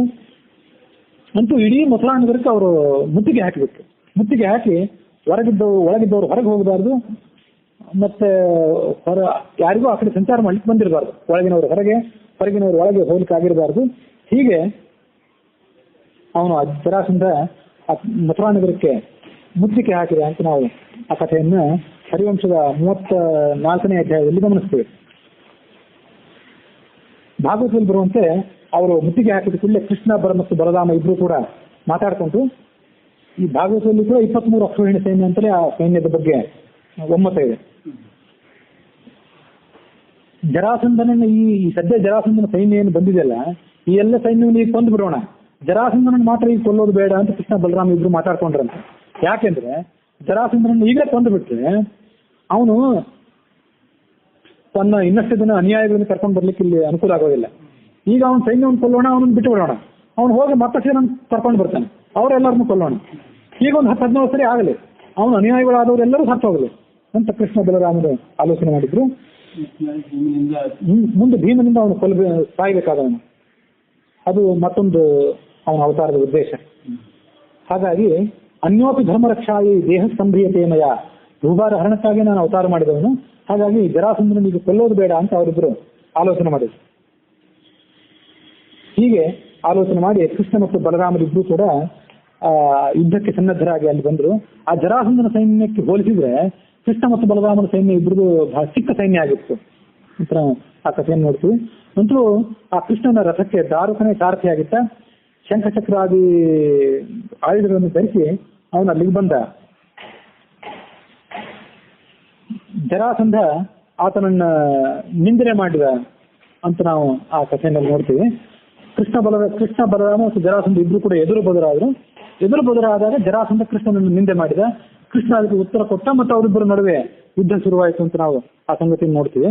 ಅದಕ್ಕಿಂತ ಮೊದಲು ಈ ತಾತ್ಪರ್ಯದಲ್ಲಿ ಬಂದಂತೆ ಅವನು ವಿಂದ ಅನುವಿಂದ ಅಂತ ಅನ್ನೋರನ್ನ ದೂತರನ್ನಾಗಿ ಕಳಿಸಿದ್ನಲ್ಲ, ಆ ದೂತರನ್ನಾಗಿ ಕಳಿಸಿದಂತ ಅವರಿಬ್ರು ಇಲ್ಲಿ ಬಂದು ಕೃಷ್ಣನಿಗೆ ಏನು ಸಂದೇಶವನ್ನು ಕೊಟ್ಟರು, ಆ ಸಂದೇಶವನ್ನು ನಾವು ತಾತ್ಪರ್ಯದ ಮೇಲೆ ಹಿನ್ನೆಲೆಯಲ್ಲಿ ನಾವು ಗಮನಿಸಬೇಕು.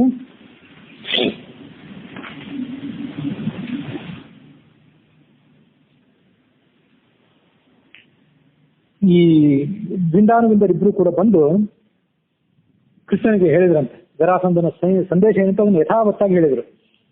ಸ್ವಲ್ಪ ವ್ಯಂಗ್ಯ ಸೇರಿತ್ತು ಆ ಸಂದೇಶದಲ್ಲಿ. ಇಡೀ ಜಗತ್ತಿನಲ್ಲಿ ಪರಾಕ್ರಮಿ ಅಂದ್ರೆ ನೀನೊಬ್ಬನೇ, ಜರಾಸಂಧ ಕೃಷ್ಣನಿಗೆ ಹೇಳಿದ್ನು. ನಿನ್ನಂತ ಪರಾಕ್ರಮಿ ಏನಾದ್ರೂ ಯದುವಂಶದಲ್ಲಿ ಹುಟ್ಟುತ್ತಾನೆ ಅಂತ ನಂಗೆ ಗೊತ್ತಿದ್ರೆ ನಾನು ಕಂಸನಿಗೆ ನನ್ನ ಮಕ್ಕಳನ್ನು ಮದುವೆ ಮಾಡಿ ಕೊಡ್ತಿರ್ಲಿಲ್ಲ. ಯಾಕಂದ್ರೆ ನಿನ್ನಂತ ಪರಾಕ್ರಮ ಬಂದು ನನ್ನ ಅಳಿಯನನ್ನು ಕೊಂದು ಹಾಕಿಬಿಟ್ರೆ ನನ್ನ ಇಬ್ರು ಹೆಣ್ಮಕ್ಳು ಕೂಡ ವಿಧವೆಯರಾಗಿಬಿಡ್ತಾರೆ. ಇದು ನನಗೆ ಕಷ್ಟ. ನನಗೆ ಗೊತ್ತಿದ್ರೆ ನಾನು ಕಂಸನಿಗೆ ಮದುವೆ ಮಾಡಿ ಕೊಡ್ತಿರ್ಲಿಲ್ಲ. ಏನ್ ಮಾಡೋದು ನನಗೆ ಗೊತ್ತಿರ್ಲಿಲ್ಲ.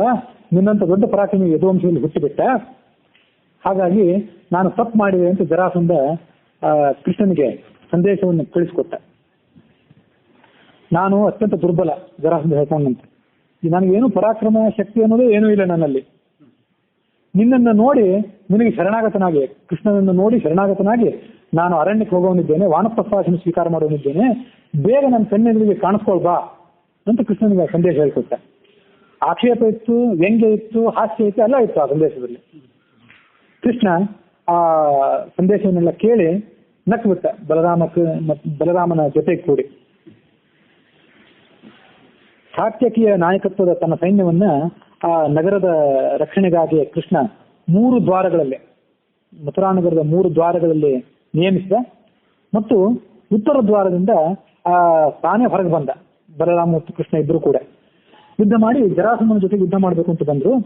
ಈ ಭಾಗವತದಲ್ಲಿ ಬಂದಂತ ಅವರು ರಥದಲ್ಲಿ ಕೂತು ಬಂದ್ರು, ಆಯುಧಗಳೆಲ್ಲ ಅವ್ರ ಹತ್ರ ಇತ್ತು ಅಂತ. ಎಲ್ಲಿಂದ ಆಯುಧಗಳು ಬಂದು ಅಂತ ಕಥೆಯನ್ನು ನಾವು ತಾತ್ಪರ್ಯದಲ್ಲಿ ಗಮನಿಸಬೇಕು.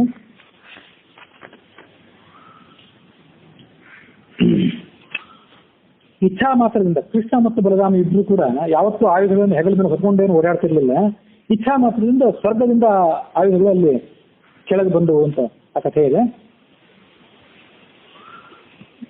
ಸ್ವರ್ಗದಿಂದ ಇಳಿದು ಬಂದು ಕೃಷ್ಣ ತನ್ನ ಬಿಲ್ಲು, ಬಾಣ, ಶಂಖ, ಚಕ್ರ, ಆ ಬತ್ತಳಿಕೆ ಮೊದಲಾದಂಥ ಇವೆಲ್ಲ ಆಯುಧಗಳನ್ನು ತಗೊಂಡ.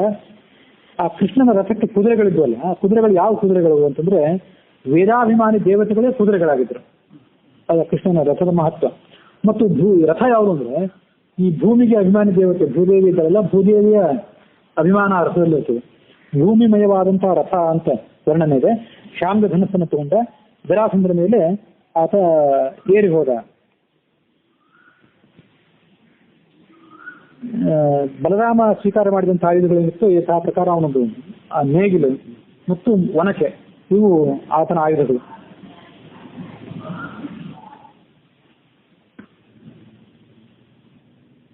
ನಾನಾ ವಿಧವಾದಂತಹ ಆಯುಧಗಳನ್ನ ಈ ಜರಾಸಂಧ ಮತ್ತು ಕೃಷ್ಣ ಇಬ್ರು ಕೂಡ ಪ್ರಯೋಗ ಮಾಡಿಕೊಂಡು, ಕೃಷ್ಣ ಏನ್ ಮಾಡಿದ ಅಂದ್ರೆ ಜರಾಸಂಧನ ಮನಸ್ಸನ್ನು ರೊಟ್ಟಿಗೆ ಏಳಿಸಬೇಕು ಅಂತ ಹೇಳಿ ತಾನು ಹಿಂದೆ ನಿಂತ, ತನ್ನ ಮುಂದೆ ಉಗ್ರಸೇನನ್ನು ಇಟ್ಕೊಂಡಿದ್ದ. ಮುದುಕನಾದಂತಹ ಉಗ್ರಸೇನನ್ನು ಮುಂದೆ ನಿಲ್ಲಿಸಿ ತಾನು ಹಿಂದೆ ನಿಂತ್ಕೊಂಡು ಜರಾಸಂಧನ ಜೊತೆಗೆ ಯುದ್ಧ ಮಾಡಿದ. ಆಗ ಆ ಜರಾಸಂಧ ಸಿಟ್ಟು ಮಾಡಿ ಈ ಉಗ್ರಸೇನನ್ನು ಬೈದ್ನಂತೆ. ಏನಂತ, ನೀನು ನೀಚ, ಮಗನನ್ನ ಹತ್ಯೆ ಮಾಡಿಸಿ, ಯಾರ್ದು ನಿನಗೆ ಮಗನನ್ನು ಎದುರಿಸಲಿಕ್ಕಾಗಲಿಲ್ಲ, ಆ ಮಗನನ್ನು ಬೇರೆ ಯಾರ್ದೋ ಕೈಯಿಂದ ಹತ್ಯೆ ಮಾಡಿಸಿ ನೀನೀಗ ಸಿಂಹಾಸನದ ಮೇಲೆ ಏರಿ ಕೂತಿದ್ದೆ. ಮತ್ತು ನೀನು ಮಗನನ್ನು ಹತ್ಯೆ ಮಾಡಿಸಿದ್ದ ಯಾಕೆ? ಈ ರಾಜ್ಯ ಲೋಭದಿಂದ, ಸಿಂಹಾಸನದ ಲೋಭದಿಂದ. ಹಾಗಾಗಿ ನೀನು ಮುದಿ ಆಡಿನಂತೆ ಇರುವಂತಹ ದುರ್ಬಲನಾದಂತಹ ನಿನ್ನ ಮೇಲೆ ಸಿಂಹ ಸದೃಶನ ಆದಂತಹ ನಾನು ಎಂದು ಯುದ್ಧ ಮಾಡೋದಿಲ್ಲ. ಸಿಂಹದ ಮೇಲೆ ಏರಿ ಹೋಗ್ತದೆ. ನಾನು ಕೃಷ್ಣನ ಜೊತೆ ಯುದ್ಧ ಮಾಡ್ತೀನಿ, ನೀನು ದೂರ ಸರಿ ಅಂತ ಆತ ಜರಾಸಂಧ ಉಗ್ರಸೇನನ್ನ ಆಕ್ಷೇಪ ಮಾಡಿದ.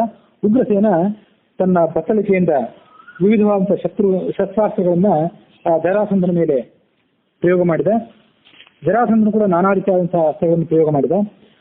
ಆ ಸಂದರ್ಭ ಯುದ್ಧಕ್ಕೆ ತಯಾರಾಗಿದ್ದನ್ನು ನೋಡಿ ಆ ಶಿಶುಪಾಲ, ಪ್ರೌಂಡ್ರಕ ವಾಸುದೇವ, ಶಗಾಲ ವಾಸುದೇವ ಮೊದಲಾದವರು ಕೂಡ ಕೃಷ್ಣನ ಮೇಲೆ ವಿವಿಧವಾದಂತಹ ದ್ವೇಷವನ್ನು ಇಟ್ಕೊಂಡಿದ್ರಲ್ಲ, ಅವರು ಕೂಡ ಕೃಷ್ಣನ ಮೇಲೆ ವಿವಿಧ ರೀತಿಯಾದಂತಹ ಆಯುಧಗಳನ್ನು ಅವರು ಪ್ರಯೋಗ ಮಾಡಿದರು. ಆದ್ರೆ ಆ ಯಾವ ವಿಧವಾದಂತಹ ಆಯುಧಗಳಿಗೂ ಕೂಡ ಕೃಷ್ಣ, ಬಲರಾಮ ಇತ್ಯಾದಿಗಳು ಯಾರು ಕೂಡ ಅಲ್ಲಿ ಬಗ್ಗಲಿಲ್ಲ. ಈ ಹರಿವಂಶದಲ್ಲಿ ಬರುವಂತ ಮಾಹಿತಿಯಂತೆ ಮದ್ರರಾಜನ ಅಂತ ಶಲ್ಯ, ಚೇಕಿತಾನ, ಬಾಲ್ಹೀಕ, ಈ ರಾಜನು ಕೂಡ ಅಲ್ಲಿದ್ದ. ಬಾಲ್ಹೀಕನ ಹೆಸರು ಭಾಗವತದಲ್ಲಿ ಬರಲಿಲ್ಲ. ಬಾಲ್ಹೀಕ ಅಂದ್ರೆ ಪ್ರಹ್ಲಾದರಾಜರು, ಮುಂದೆ ರಾಘವೇಂದ್ರ ಸ್ವಾಮಿಗಳಾಗಿ ಅವತಾರ ಮಾಡಿದವರು ಅಂತ ನಾವು ಆ ಕಥೆಯನ್ನು ನೋಡ್ತೀವಿ. ಅವರಿದ್ರು ಅಂತ, ಬಾಲ್ಹೀಕ ರಾಜರಿದ್ರು ಅಂತ ಹರಿವಂಶದಲ್ಲಿದೆ. ಕಾಶಿರಾಜನಾದಂತಹ ಗೋನರ್ಧನ ಹೆಸರು ಅಲ್ಲೂ ಬಂದಿದೆ. ಕರುಷ ರಾಜ, ಕಲಿಂಗರಾಜನ ಅಂತ ಸುತಾಯು, ಮದ್ರರಾಜನ ಹೆಸರು ಭಾಗವತದಲ್ಲೂ ಕೂಡ ಬಂದಿದೆ. ಇವರೆಲ್ಲರೂ ಕೂಡ ಅಲ್ಲಿ ಬಂದಿದ್ರು. ವಿಂದಾನುವಿಂದರು, ದಂತವಕ್ತ್ರ, ಛಾಗಲಿ, ವಿರಾಟ ರಾಜ ಅಂತ ಮತ್ತೊಂದು ಹೆಸರಿದೆ. ವಿರಾಟ ರಾಜನು ಕೂಡ ಪಾಂಡವ ಪಕ್ಷದವನೇ ಮುಂದೆ, ಆದ್ರೆ ಆತ ಜರಾಸಂಧ ಹೆದರಿಕೆಯಿಂದ ಅಲ್ಲಿ ಬಂದಿದ್ದ. ಶತಧನ್ವ, ವಿಡೂರಥ, ಭೂರಿಶ್ರವಸ್ತ, ಇವನು ಪಂಚಪಾಂಡವರ ಅನುಯಾಯಿಯೇ, ಆದ್ರೆ ಅವರೆಲ್ಲರೂ ಅಲ್ಲಿ ಬಂದಿದ್ರು. ಈ ರಾಜರೆಲ್ಲರೂ ಕೂಡ ಆ ಮಥುರಾ ನಗರದ ಮೇಲೆ ದಂಡೆತ್ತಿ ಬಂದ್ರು. ನೋಡಿ, ಇಲ್ಲಿ ಹರಿವಂಶದ ಮಾಹಿತಿ ಏನಿದೆ ಅಂದ್ರೆ, ಜರಾಸಂಧ ತನ್ನ ಸೈನ್ಯಕ್ಕೆ ಆಜ್ಞಾಪನೆ ಮಾಡಿದಂತೆ ಪಟ್ಟಣದ ಸುತ್ತಲೂ ಸೈನಿಕರು ನಿಲ್ಲಲಿ, ಕಲ್ಲುಗಳನ್ನ ಎಟೆಯುವಂತಹ ಯಂತ್ರಗಳು ತಯಾರಾಗಲಿ ಅಂತ ಮೊನ್ನೊಂದು ದಿವಸ ನಾನು ಹೇಳಿದ್ದೆ. ಕಲ್ಲುಗಳನ್ನು ಶತ್ರುಗಳ ಮೇಲೆ ಪ್ರಯೋಗ ಮಾಡುವಂತಹ ಯಂತ್ರಗಳನ್ನ ಅವರೆಲ್ಲ ಇಟ್ಕೊಂಡಿದ್ರು. ಕಬ್ಬಿಣದ ಗದೆಗಳು ತಯಾರಾಗಲಿ, ಎಲ್ಲಾ ಕಡೆ ಯುದ್ಧದ ಸಿದ್ಧತೆಯನ್ನು ಮಾಡ್ಕೊಳ್ಳಿ. ಮಥುರಾ ನಗರವನ್ನು 4 ದಿಕ್ಕುಗಳಿಂದ ಆಕ್ರಮಣ ಮಾಡಲಿ. ಒಂದು ಪಕ್ಷಿಯು ಕೂಡ ಮಥುರಾ ನಗರದಿಂದ ಹೊರಗೆ ಬಂದಿರುವಂತೆ ಆಗಿರಬಾರದು. ಮಥುರಾ ನಗರದ ಪಶ್ಚಿಮ ದ್ವಾರವನ್ನ ಈ ಬಾಲ್ಹೀಕ, ಗೋನರ್ಧ, ಕರುಷರಾಜ ಇವರೆಲ್ಲರೂ ಆಕ್ರಮಣ ಮಾಡಲಿ. ಮತ್ತು ಪೂರ್ವಂಶೀಯನಾದಂತಹ ವೇಣುಧಾರಿ, ವಿದರ್ಭರಾಶಿಯನಾದಂತಹ ಸೋಮಕ, ಭೋಜರ ಅಧಿಪತಿಯಾದಂತಹ ರುಕ್ಮಿ ಇವರೆಲ್ಲರೂ ಕೂಡ ಆ ಮಥುರಾ ನಗರದ ಉತ್ತರ ದ್ವಾರವನ್ನ ಆಕ್ರಮಣ ಮಾಡಲಿ. ಮತ್ತೆ ಶಕುನಿಯ ಮಗನಾದಂತಹ ಉಲೂಕ, ಈ ಗಾಂಧಾರಿಯ ಸಹೋದರನಾದಂತಹ ಶಕುನಿ ಏನಿದ್ನಲ್ಲ, ಅವನ ಮಗನಾದಂತಹ ಉಲೂಕ ಅಂತ ಒಬ್ಬ ಇದ್ದಾನೆ. ಆ ಉಲೂಕ ಅಂಶುಮಂತನ ಮಗನಾದಂತಹ ಏಕಲವ್ಯ ಇದನ್ನು ಗಮನಿಸಬೇಕು. ಇವನು ಕೂಡ ಅರ್ಜುನನ ಜೊತೆ ಸ್ಪರ್ಧೆ ಮಾಡಿದವ. ಏಕಲವ್ಯ, ಬೃಹತ್ ರಥ, ಕ್ಷತ್ರಧರ್ಮ, ಜಯದ್ರಥ, ಇವನು ಒಬ್ಬ ರಾಕ್ಷಸನೇ. ಉತ್ತಮ ಓಜಸ್, ಶಲ್ಯ, ಕೌರವರು, ಕೈಕಯ್ಯರು, ವಿದಿಶರ ರಾಜನಾದಂತಹ ವಾಮದೇವ, ಸಿನೀಪತಿಯಾದಂತಹ ಸಾಂಕೃತಿ ಇವರೆಲ್ಲರೂ ಕೂಡ ಪೂರ್ವ ದಿಕ್ಕಿನ ದ್ವಾರವನ್ನ ಆಕ್ರಮಿಸಲಿ ಅಂತ ಒಂದು ಯಾವ್ಯಾವ ದಿಕ್ಕಿಗೆ ಯಾರ್ಯಾರು ಹೋಗಬೇಕು ಅಂತ ಆ ದಿಕ್ಕನ್ನೆಲ್ಲ ಅವನು ನಿರ್ದೇಶನ ಮಾಡಿ ಹೇಳಿದ. ಮತ್ತು ನಾನು ಸ್ವತಃ ಹೇದಿರಾಜನಾದಂತಹ ಶಿಶುಪಾಲನ್ನು ಕರೆದುಕೊಂಡು ಮಥುರಾ ನಗರದ ದಕ್ಷಿಣ ದಿಕ್ಕಿಗೆ ಹೋಗ್ತೇನೆ. ಹೀಗೆ ನಾವೆಲ್ಲರೂ ಕೂಡ ಮಥುರಾ ನಗರದ ಮೇಲೆ ಆಕ್ರಮಣ ಮಾಡೋಣ ಅಂತ ಅವರು ಆಕ್ರಮಣ ಮಾಡಿದ್ರು. ಈ ಯುದ್ಧದ ಸಂದರ್ಭದಲ್ಲಿ ಭೂತ ಪ್ರೇತಗಳೆಲ್ಲ ಸುತ್ತಮುತ್ತಲು ಸಂಚಾರ ಮಾಡ್ತಿತ್ತು. ನಮಗೆಲ್ಲ ಮಾಂಸದ ಆಹಾರ, ರಕ್ತದ ಆಹಾರ ಸಿಕ್ತು ಅಂತೇಳಿ ಭೂತ ಪ್ರೇತಗಳು ಒಂದು ಯಾರಾದರೂ ಒಬ್ರು ಒಂದು ದಿವ್ಯಾಸ್ತ್ರವನ್ನು ಪ್ರಯೋಗ ಮಾಡ್ತಾರೆ ಅಂದ್ರೆ ಆ ದಿವ್ಯಾಸ್ತ್ರಗಳಿಂದ ಹೊಡೆಸ್ಕೊಳ್ಳಲ್ಪಟ್ಟವನು ಸಾಯ್ತಾನೆ, ತಪ್ಪಿಕೊಳ್ಳಿ ನಮ್ಗೆ ಒಳ್ಳೆ ಆಹಾರ ಸಿಕ್ತು ಅಂತ ಅವ್ರು ಕಾಯ್ತಿದ್ರು. ಸುತ್ತಮುತ್ತಲು ಆ ಭೂತ ಪ್ರೇತಗಳೆಲ್ಲ ತಮ್ಮ ಹದ್ದಿನ ಕಣ್ಣಿಂದ ನೋಡ್ತಿತ್ತು. ಯಾರು ಯಾವ ಅಸ್ತ್ರವನ್ನು ಪ್ರಯೋಗ ಮಾಡ್ತಿದ್ದಾರೆ, ಯಾರು ದುರ್ಬಲ ಅಸ್ತ್ರವನ್ನು ಪ್ರಯೋಗ ಮಾಡ್ತಾರೆ, ಯಾರು ಸಶಕ್ತವಾದ ಅಸ್ತ್ರವನ್ನು ಪ್ರಯೋಗ ಮಾಡ್ತಾರೆ, ಯಾರು ಸಾಯ್ತಾರೆ, ಯಾರು ಸಾಯಿಸ್ತಾರೆ, ಅದೆಲ್ಲ ನೋಡ್ತಿದ್ವು. ಕೂಡಲೇ ಸತ್ತವರನ್ನು ಆಕ್ರಮಿಸಿ ರಕ್ತವನ್ನ ಮಾಂಸವನ್ನ ಸ್ವೀಕಾರ ಮಾಡಲಿಕ್ಕೆ ಅವುಗಳು ಹೋಗ್ತಿದ್ದವು. ಸಂವರ್ತಕ ಅನ್ನುವಂಥ ನೇಗಿಲು ಅಂತ ಹರಿವಂಶದಲ್ಲಿದೆ, ಬಲರಾಮನ ಆಯುಧ. ಸಂವರ್ತಕ ಅನ್ನುವಂಥ ನೇಗಿಲು, ಸೌನಂದ ಅನ್ನುವ ಹೆಸರಿನ ಒನಕೆ. ಇದು ಭಾಗವತದಲ್ಲಿ ಆ ಮಾಹಿತಿ ಬರಲಿಲ್ಲ. ಈ ಭಾಗವತ ತಾತ್ಪರ್ಯ ಹರಿವಂಶ ಎಲ್ಲದನ್ನೂ ಹೊಂದಿಸಿ ಹೇಳೋದು ಸ್ವಲ್ಪ ಶ್ರಮ ಅನಿಸ್ತು. ಹಾಗಾಗಿ ಒಂದ್ ಕಡೆ ಈಗಾಗಲೇ ಅವರು ಆಕ್ರಮಣ ಪ್ರಾರಂಭ ಮಾಡಿದ್ರು, ಯುದ್ಧ ಪ್ರಾರಂಭ ಮಾಡಿದ್ರು ಅಂತ ಹೇಳಿರುತ್ತೆ. ಮತ್ತೊಮ್ಮೆ ಇನ್ನೂ ಯುದ್ಧ ಸಿದ್ಧತೆಯನ್ನು ಮಾಡ್ಕೊಂಡ್ರು, ಆ ದಿಕ್ಕಿಗೆ ಅವ್ರು ಹೋದ್ರು, ಈ ದಿಕ್ಕಿಗೆ ಇವರು ಹೋದ್ರು ಅಂತ ಆಮೇಲೆ ಹೇಳಿದ್ರು. ಅದು ಸ್ವಲ್ಪ ಗೊಂದಲ ಆಗಿದ್ದರಿಂದ ಈ ಥರ ಮಾಡಬೇಕಾಯ್ತು. ಸಂವರ್ತಕ ಅನ್ನುವ ನೇಗಿಲು, ಸೌನಂದ ಅನ್ನುವ ಹೆಸರಿನ ಒನಕೆ ಬಲರಾಮಂದು, ಶಾರ್ಮ ಅನ್ನುವ ಹೆಸರಿನ ಧನಸ್ಸು ಕೃಷ್ಣಂದು, ಅದು ಗೊತ್ತಿದೆ ಎಲ್ಲರಿಗೂ. ಕೌಮೋದಕಿ ಅನ್ನುವಂಥ ಗದೆ. ಆಕಾಶದಿಂದ ಕೆಳಗೆ ಬಂದು ಬಿದ್ದು ಅಂತ ಕಥೆ ಇದೆ. ಹಲಾಯುಧವನ್ನ ಬಲಗೈಯಿಂದ ಕೃಷ್ಣ ಸ್ವೀಕಾರ ಮಾಡಿದ. ಆಮೇಲೆ ಸೌನಂದ ಅನ್ನುವಂಥ ಒನಕೆಯನ್ನು ಎಡಗೈಯಿಂದ ತಗೊಂಡ ಬಲರಾಮ. ಆ ಬಲರಾಮ ಯುದ್ಧ ಮಾಡ್ತಿದ್ದ ರೀತಿ ಏನಂದ್ರೆ, ಆ ನೇಗಿಲಿನಿಂದ ಶತ್ರುಗಳು ನೀವು ಎಳ್ಕೋತಿದ್ದ, ಎಳ್ಕೊಂಡು ಒನಕೆಯಿಂದ ಒಂದು ಏಟ್ ಹಾಕ್ತಿದ್ದ. ಅದು ಸಾಧಾರಣವಾದ ನೇಗಿಲಲ್ಲ. ಅದು ಸಂದರ್ಭ ಬಂದ್ರೆ ದೊಡ್ಡ ದೊಡ್ಡ ಪಟ್ಟಣಗಳನ್ನೇ ಬುಡಮೇಲೆ ಮಾಡುವಂತ ಶಕ್ತಿ ಇದ್ದದ್ದು. ಒಮ್ಮೆ ಈ ಬಲರಾಮನಿಗೆ ಮುಂದೊಂದು ಕಡೆ ಮಾಹಿತಿ ಬರೋದಿದೆ, ಈ ದುರ್ಯೋಧನಾದಿಗಳ ಮೇಲೆ ದೊಡ್ಡ ಸಿಟ್ಟು ಬಂದ್ಬಿಟ್ಟಿತ್ತು ಬಲರಾಮನಿಗೆ. ಯಾಕೆಂದ್ರೆ ಈ ಯಾದವರ ಪೈಕಿ ಬಹುಶಃ ಸಾಂಬ ಅನ್ನುವ ಹೆಸರಿನವನನ್ನ ಆ ದುರ್ಯೋಧನಾದಿಗಳು ಬಂದು ಸಿಕ್ಕು ಬಿಟ್ಟಿದ್ರು. ದುರ್ಯೋಧನ ಮಗಳಾದಂತಹ ಒಬ್ಬಳನ್ನ ಈ ಸಾಂಬ ಸ್ವಯಂವರದಲ್ಲಿ ಸ್ವೀಕಾರ ಮಾಡಿದ್ದ. ಹಾಗಾಗಿ ದುರ್ಯೋಧನಾದಿಗಳು ಸಿಟ್ಟು ಬಂದು ಸಾಂಬನನ್ನ ಬಂದು ಸಿಟ್ಟಿದ್ರು. ಆಗ ಸಾಂಬನನ್ನು ಬಿಡಿಸ್ಕೊಂಡು ಬರಬೇಕು ಅಂತ ಯಾದವರು ಹೋದ್ರು. ಈ ಬಲರಾಮ ಒಂದು ಎಚ್ಚರಿಕೆ ಕೊಟ್ಟ, ಸಾಂಬನನ್ನು ಬಿಡಿಸ್ಕೊಡಿ ಮರ್ಯಾದೆಯಿಂದ, ಇಲ್ಲೇ ನಿಮ್ಮನ್ನು ಬಿಡೋದಿಲ್ಲ ಅಂತ ಎಚ್ಚರಿಕೆ ಕೊಟ್ಟ. ದುರ್ಯೋಧನಾದಿಗಳು ಬಗ್ಲಿಲ್ಲ. ಒಬ್ಬೊಬ್ಬರನ್ನೇ ಯಾಕೆ ಕೊಲ್ತ ಕೊಡೋದು, ಒಬ್ಬೊಬ್ಬರನ್ನ ಕೊಲ್ತ ಕೂತು ವಿಳಂಬ ಆಗ್ತದೆ ಅಂತ ಹೇಳಿ ಇಡೀ ಮಥುರಾ ನಗರಕ್ಕೆ ಒಂದು ಏಟ್ ಹಾಕ್ತೀನಿ ಅಂತ ಹೇಳಿ ದೊಡ್ಡ ಒನಕೆ ತಗೊಂಡು ಆ ಮಥುರಾ ನಗರದ ಬುಡಕ್ಕೆ ಹಾಕಿದ. ಹಾಕಿ ತಪ್ಪು ಮಾಡಿದೆ. ಮಥುರಾ ನಗರ ಅಲ್ಲ, ಹಸ್ತಿನಾವತಿ ಬುಡಕ್ಕೆ ಏಟ್ ಹಾಕಿದಾಗ ಆ ಇಡೀ ಹಸ್ತಿನಾವತಿಯನ್ನೇ ಜಗ್ಗಿ ಯಮುನಾ ನದಿಯಲ್ಲಿ ಬಿಸಾಕಿಬಿಡಬೇಕು ಅಂತ ಅವನ ಆಲೋಚನೆ ಇತ್ತು. ಒಂದೇ ಏಟಿಗೆ ಇಡೀ ಹಸ್ತಿನಾವತಿ, ಅದರಲ್ಲಿರುವಂತಹ ಎಲ್ಲ 100 ದುರ್ಯೋಧನಾದಿಗಳು ಎಲ್ಲ ಹಾಳಾಗಿ ಹೋಗ್ಲಿ ಅಂತ ಅವನ ಆಲೋಚನೆ ಇತ್ತು. ಹಾಗಾದಾಗ ದುರ್ಯೋಧನಾದಿಗಳೆಲ್ಲ ಹೆದರಿ ಬಲರಾಮನಿಗೆ ಶರಣಾಗತರಾದರು ಅಂತ ಕಥೆ ಇದೆ.